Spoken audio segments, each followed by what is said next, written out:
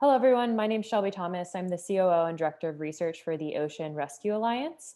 And today we're going to be talking a little bit more about our organization and some of our coral restoration projects that we have ongoing. So the Ocean Rescue Alliance is a marine conservation and restoration nonprofit organization, and we work to implement innovative technologies to restore our marine environments. We're predominantly known for working with creating artificial reefs as well as doing coral restoration, but we also have the capabilities to assist with oyster restoration, mangrove restoration, and seawall enhancement. We're incorporating these different objectives through these waves of action. So we focus a lot on different strategies for coral restoration and different mitigations with doing new different artificial reef structures, as well as accommodating having ecotourism. We incorporate art into our artificial reef designs. We also have a citizen science and education program called the Coral Rangers, where we're engaging the local community, and it gives everybody an opportunity to come and dive the site, but also assist with our research objectives and teach more about marine conservation.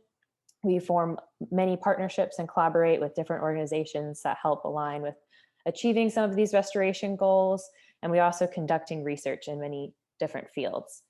And I'll let Stacy take it away with some of, today we'll be talking about coral restoration and aiding some of the projects that we're currently working on. So Stacy, if you'd like to take it away with problems plaguing our reefs currently. Yeah, so as many of you probably know, if you've been at all engaged in any of our informational talks or anything happening in the news, the coral reefs aren't doing so great. A lot of different problems that and factors that are affecting them. Some things are things that humans cause, like pollution. Some things a little more difficult because of a complexity of different factors, like coral bleaching from a variety of things. So there's a lot of issues happening, and then we also have things like boats. Unfortunately, anchor damage is something that a lot of people don't intend on causing issues with the reef, but it's just something that happens. So we work towards implementing different ways to restore these areas. And can you switch to the next slide, Shelby? And there are a lot of reasons why we want to help our coral reefs. We, of course, here in South Florida, really realize that the ecotourism is something important for us. A lot of people come here to dive the reefs. A lot of people come here to sport fish. And without our reefs, we don't have homes for the fish. So that's something very critical to our local economy. Of course, our reefs also help with preventing coastal erosion. That's something that maybe a lot of people don't understand because we don't see what's happening underwater, so we don't understand the impact they have. But as we reduce the complexities and the height of our coral reef systems, we actually increase the wave heights, and then those then impact our oceans and our shorelines. So we want to make sure that we have higher reef systems. So of course, coral reefs are also a habitat for our fish, help with the biodiversity. The more complex our reef systems are, the more biodiverse we have habitat. And then, of course, there's other things like the nutrient cycling, and of course important things like cancer remedies might be something we might find in some of the species on the reefs. So if we don't have the reefs available in those habitats, then of course we aren't going to be able to study them to find possibly things to cure diseases. Definitely. And just as Stacy mentioned, the coral reefs are the most biodiverse ecosystems in the world, and certainly serve as a critical foundation for a lot of species that we not only rely on, but potential cures for the future illnesses. So we really wanted to delve into current coral restoration practices and different ongoing efforts that different organizations are working to help restore coral reefs. Some of these strategies include direct transplantation, coral gardening, microfragmentation, using genetic diversity with asexual propagation, as well as different enhancements with electricity, larval enhancement, and artificial reefs. We're going to get into each one of these objectives. So with direct transplantation, corals traditionally have been outplanted and restored using this method. This was really one of the first pioneering ways to start doing coral restoration, and this is the direct transplanting from a healthy reef to a more damaged reef that's susceptible to either diseases or further degradation. And this can be done Typically, a lot of corals that have been targeted for this type of restoration has been fast-growing corals, such as Acropora and staghorn, as you can see in this image. These are really fast-growing branching corals, so these corals are really targeted for this type of restoration activity because they can grow really quickly and establish quickly at a new site. Moving to coral gardening, essentially a lot of organizations then led to wanting to facilitate year-round nurseries that can help facilitate further growth of these different fragments taken off of natural reefs. So as you can see, there's different implementations of coral trees, which is in this image, where different facilities, whether in situ or ex situ, which means either nurseries in the ocean or on land, will continue to harvest and grow these coral fragments until they're to the right size to outplant on different reef sites. And so this further moves into microfragmentation.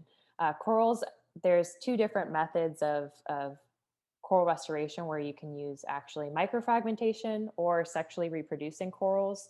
Microfragmentation is simply just splicing up the coral pieces and colonies into little parts, and this enables them to grow at a lot more rapid rate. If you can imagine yourself getting a cut on your skin's able to regenerate really quickly.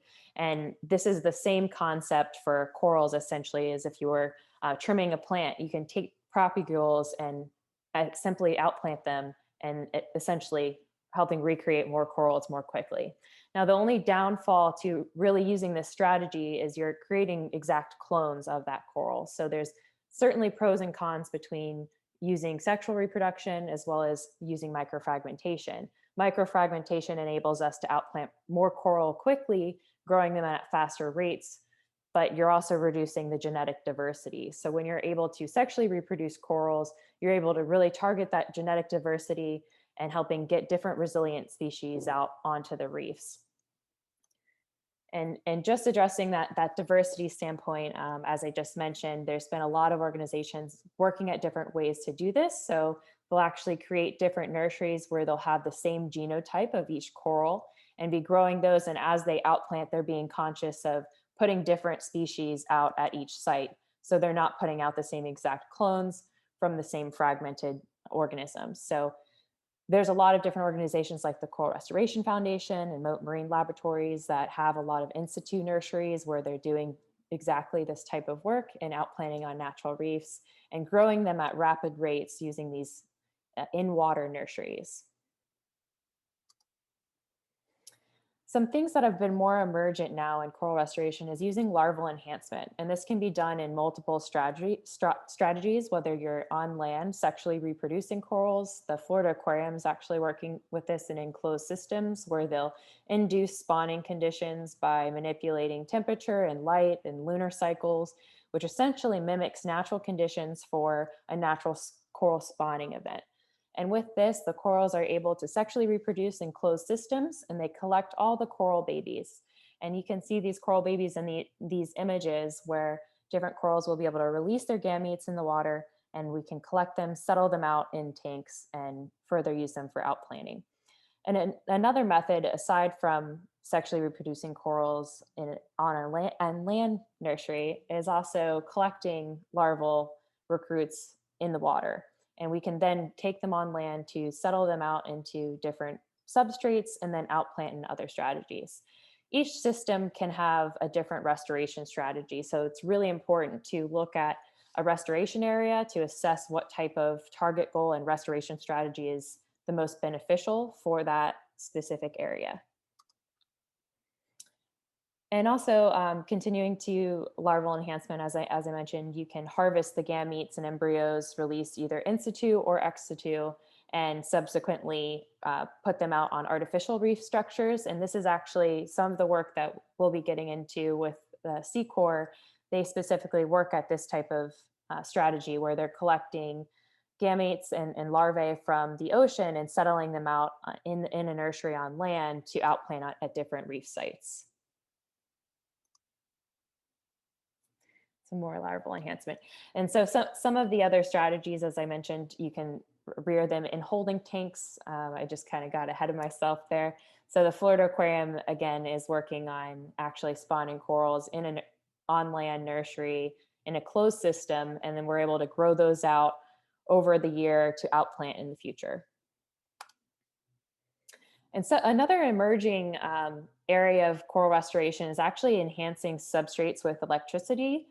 This aim is a technique that actually mimics the chemical and physical properties of reef and limestone, and it helps encourage the precipitation of calcium and magnesium. So the idea here is to help stimulate that calcium carbonate buildup of corals, and this has been largely successful in a lot of different areas of the world. And as you can see here, this is a nursery that's actually probed with electrodes that send electricity through these units.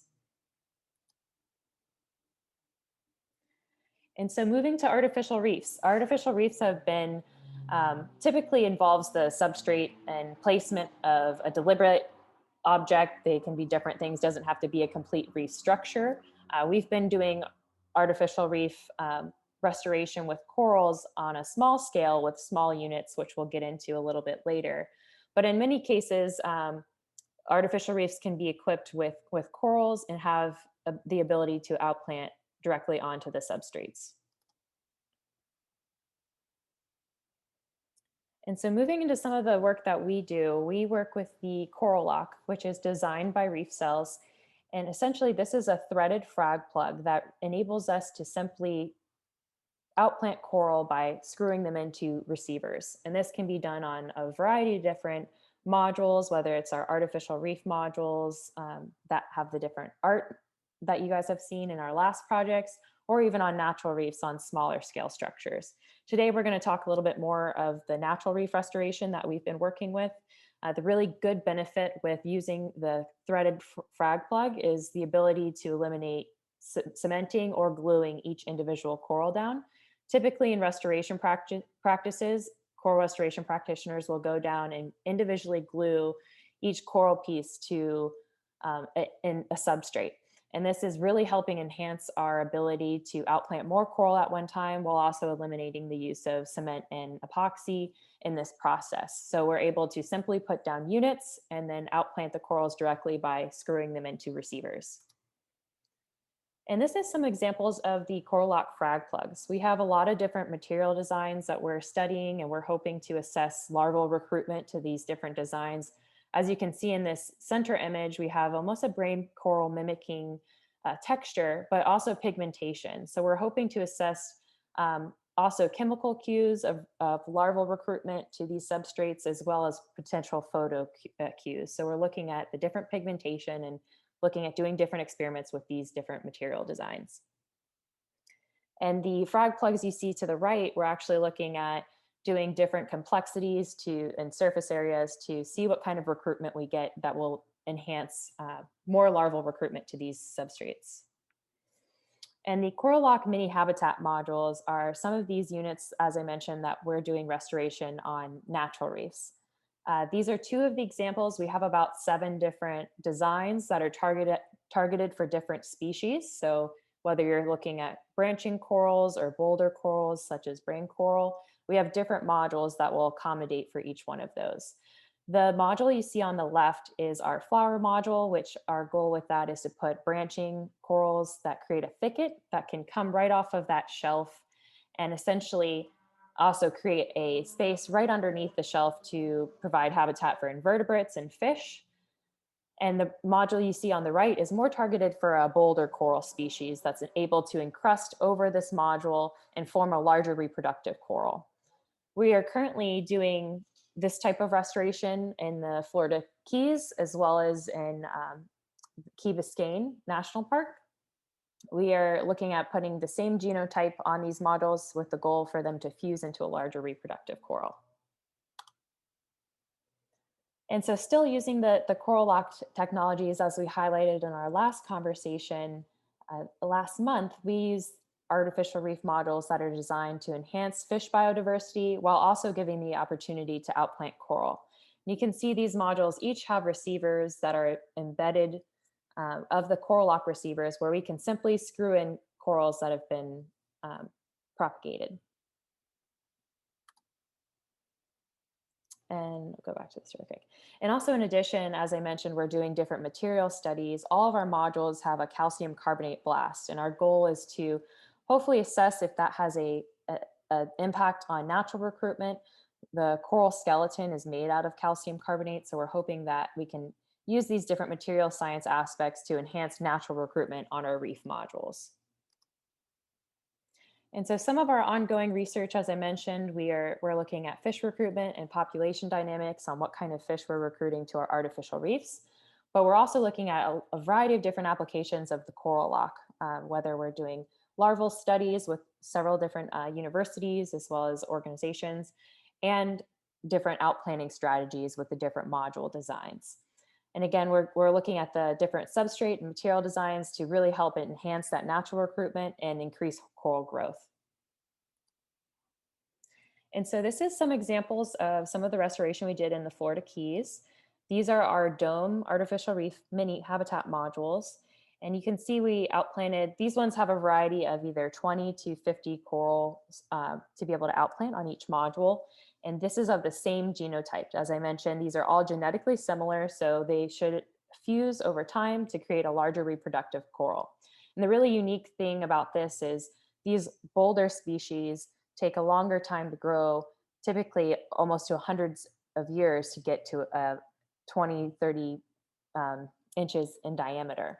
So the good goal of using this type of strategy enables you to have these corals grow more quickly in under a year's time versus hundreds of years. And this coral specifically was Orbicella fabulata, which is a mountainous star coral. And so that's concluding this presentation, but I did want to take some time to answer any questions and talk on anything in specific to some of the restoration that we're doing or different restoration strategies. And then we can kick it back to Stacy to talk a little bit more on some of our events that we have coming up. Apologies for all the late delay. We actually just outplanted today with the University of Miami. So that was really exciting. We're testing again another one of these varieties. Actually, I'll go back to this slide. We outplanted this similar smaller module today. So we're really looking forward to seeing some of those results, and we're planning to outplant at a larger scale, about 6,000 corals in April. So yeah, so there was only one thing in the chat so far. Did anybody else have any questions regarding what Shelby was going over today? And then I'll answer the other questions in our chat, which are more about Earth Day. So I'll get to that in a second. If you could just pull up the question, Stacey, because I have it in presentation mode, so I can't view the chat. Yeah, right now they're all about Earth Day, so I'm going to go into that when I talk about that in a minute. So I was waiting to see if we had anything else relevant to the things you were talking about first. Yeah.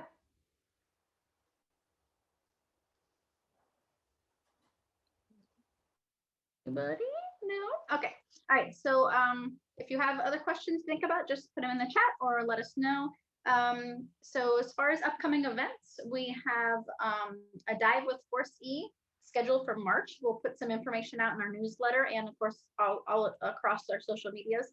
And then we are hoping to be able to do an Earth Day event in April. We're not sure exactly the date, but we will be doing one. So also keep looking out for that.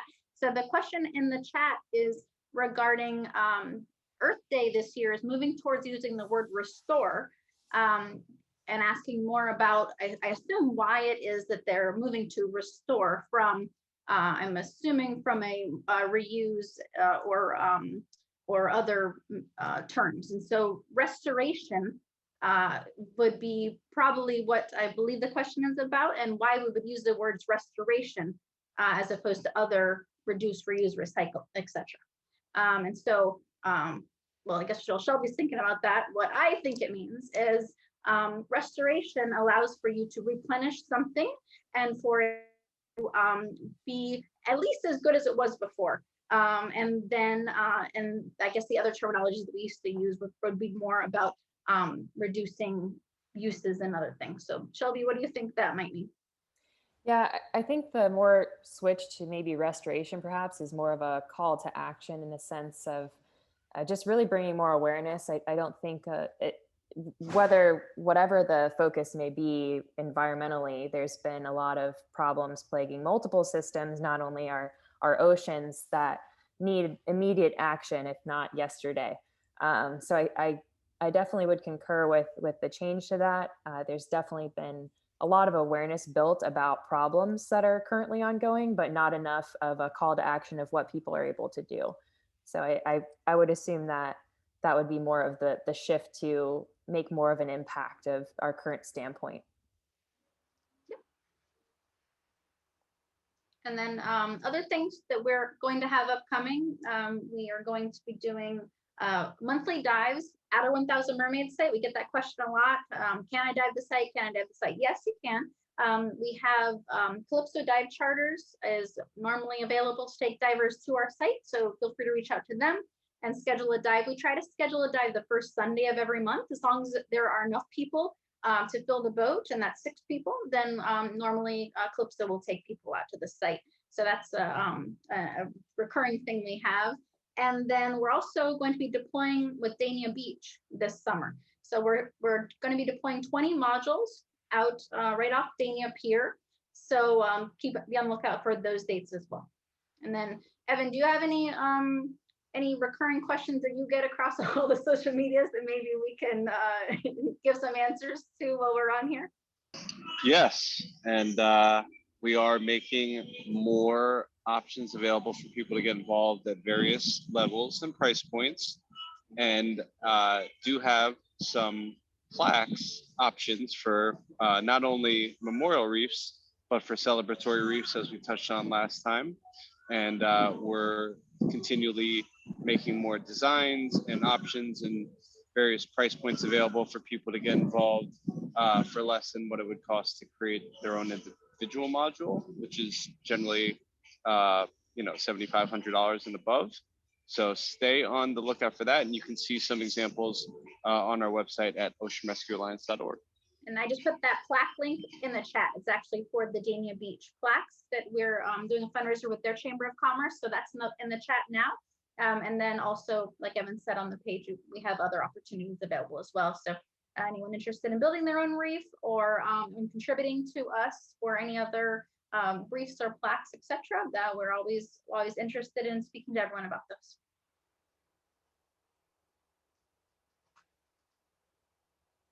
Definitely. And as Stacy mentioned, especially if wherever you guys are tuning in from, if you're interested in bringing a restoration project to your area, may not be pertaining to coral, but we also have the abilities to do different seawall enhancements, as well as mangrove restoration and oyster restoration. We've been really getting into different fields of restoration, and we're really excited as these technologies continue to expand, and we're working with a lot of different entities to research its ability to scale. We had a question from Mara, I'm butchering her name, Marabellis, I think is her name, and she's asking if we have anything in Lauderdale by the Sea. We actually have spoken to Lauderdale by the Sea, as well as most of the different cities in Broward, and we are in different varying stages with them regarding the ability to be able to outplant in their vicinity or deploy reefs. Of course, we have strict permitting regulations that we have to follow. And then, of course, we need buy-in or partnerships with those counties and cities to be able to deploy these reefs. So if you're interested in building a reef in your city or county, the best thing is to obviously reach out to us and we'll let you know if we already have partnerships with them and we have something in the works. Or if you would like to have something there, you can talk to your city council members, your mayors, etc., and let them know you want a reef built there. And then we can work with them and deploy.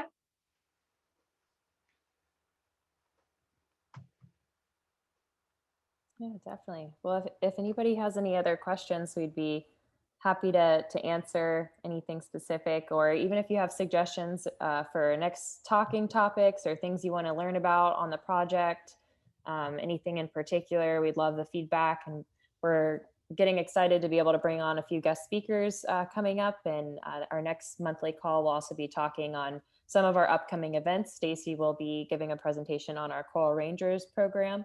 And Stacy, if you want to give a little brief intro into the Coral Rangers, maybe we could yeah, sure. give a little preview. Yeah, yeah, a little preview for next month. So Coral Rangers was started as a middle schooler and high schooler program for us to get them educated on what's happening on our reefs and our ecosystems, to get them interested in diving, and then really to get them scuba certified. So then they could become part of this program and be able to go out with us on our dives to conduct different citizen science opportunities, whether it be coral outplanting or being able to help us with monitoring and surveying. So so that's what we'll be going over next month a little bit. Yeah, definitely. Well, thanks, Stacey. Yeah, we're looking forward to being able to share more with you guys and also have a lot more events that are also COVID friendly. So thank you guys for tuning in virtually. We're really enjoying to be able to see more people face to face from all over. And I see we've also got George on here. Thanks, George, for hopping on. So David made it too. Yeah, I saw David was on there. So anybody interested in volunteering ever, definitely let us know. We have a lot of different volunteer positions and are happy to be ramping up some more of these video series. So please send us your feedback or anything that you'd like to see in the future. All right. I guess we can conclude today's call.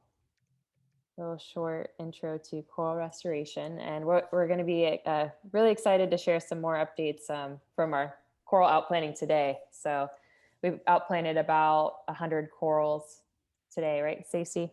Yeah. Just about. So looking forward to it. Well, thank you guys for joining.